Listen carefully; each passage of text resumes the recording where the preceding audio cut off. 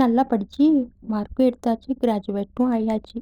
ஆனால் வேலை ம் அது கிடைக்கிறது தான் ரொம்ப கஷ்டமாக இருக்குது.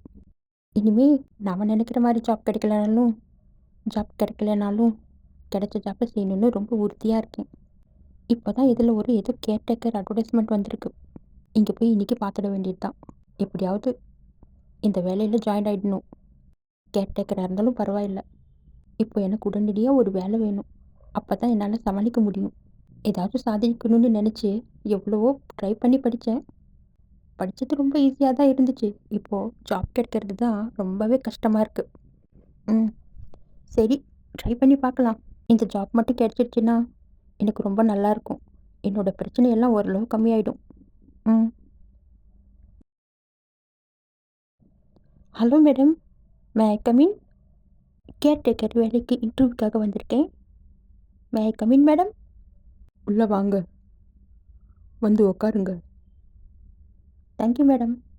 எக்ஸ்கியூஸ் மீ மேடம், இந்த ஜாப்பில் செலக்ட் ஆகிட்டா எவ்வளவு சேலரி கிடைக்கும்? அதை பற்றியெல்லாம் உள்ளே பேசிக்கோங்க. நீங்கள் உக்காருங்க. ஏற்கனவே ஒருத்தர் வந்து உக்காந்துட்ருக்காங்க. நீங்களும் போய் அங்கே உக்காருங்க. இன்னும் கொஞ்சம் நேரத்தில் சார் வந்துடுவார். அவங்க இன்டர்வியூ முடித்த உடனே உங்களுக்கு இன்டர்வியூ நடக்கும். நீங்கள் உக்காருங்க மேடம், ப்ளீஸ். ஓ, அப்படியா? Thanks madam. நானும் ஏதோ 10-15 பேர் வந்திருப்பாங்க. ஜாப் கிடைக்கிறது ரொம்ப கஷ்டமாக இருக்குன்னு நினச்சேன். ஆனால் பரவாயில்ல, ஒரே ஒருத்தர் தான் வந்திருக்காங்க.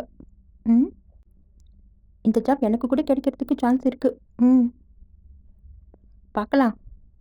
ஆனால் இவங்கள பார்த்தா ரொம்ப கஷ்டத்தில் இருக்கிறவங்க மாதிரி தெரியுதே. உங்களை பார்த்தாலும் ரொம்ப பாவமாக தான் தெரியுது. ஒருவேளை இவங்களுக்கு ஜாப் போட்டு கொடுத்துட்டு போயிடலாமா? என்னை விட இவங்களுக்கு தான் ரொம்ப தேவை அதிகமாக இருக்குமோ என்னமோ தெரியல. பார்த்தா ரொம்ப சோகத்தில் இருக்கிற மாதிரி இருக்குது. ஐயோ கடவுளே, இப்போ என்ன தான் பண்ணுறது? சார் வந்து பெல் அடிப்பாங்க. பெல் அடித்த உடனே நீங்கள் போய் இன்டர்வியூ அட்டன் பண்ணுங்க. எனக்கு கொஞ்சம் வேலை இருக்குது. Okay madam. ஐயோ, இவங்கள பார்த்தா ரொம்ப கஷ்டத்தில் இருக்கிற மாதிரி தெரியுதே. இதையும் இப்படி ஊற்றி பார்க்குறாங்க.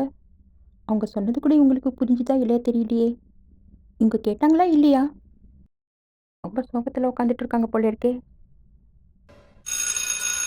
அட, பில் கூட அடிச்சிட்டாங்களே.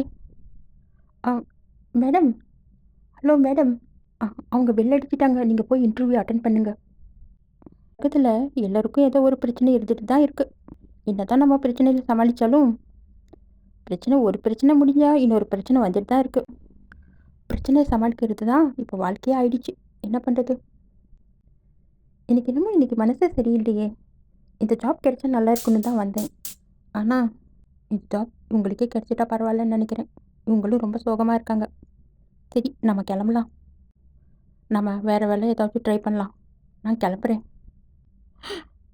என்ன இது? ரத்தம் இல்லை, என்ன தான் நடந்துட்டுருக்கு? ஐயோ, நான் முதல்ல எங்கிட்ட ஓடணும். இல்லை, எங்கே போகிற? நீ இன்டர்வியூ அட்டன் பண்ணாமல் இங்கேருந்து போக முடியாது. இல்லை மேடம், எனக்கு அர்ஜென்ட்டாக ஒரு கால் வருது. இங்கே டவர் கிடைக்கல. நான் வெளியில் போய் பேசிட்டு வந்துடுறேன். Just few minute.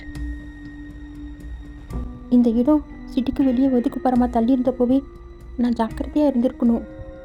நான் இங்கே இன்டர்வியூக்கு வந்திருக்கக்கூடாது. உள்ளே போனவங்களுக்கு என்ன ஆச்சு என்னமோ தெரியலையே. இப்போ என்ன பண்ணலாம்? போலீஸுக்கு கால் பண்ணலாமா? ஆமாம், போலீஸுக்கு கால் பண்ணலாம்.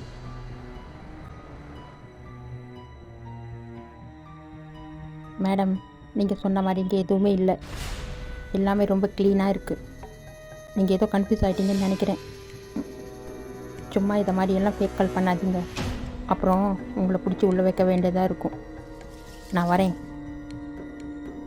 ஐயோ, நான் என் கண்ணால் பார்த்தேன். அவங்க ரத்தம் வலிச்சிட்டு இருந்துச்சு. நான் கண்ணால் பார்த்தேன்.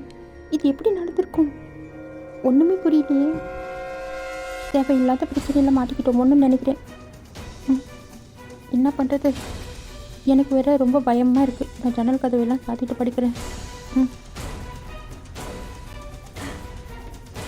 இன்னைக்கு அந்த அம்மா இங்கே நின்றுட்டுருக்காங்க.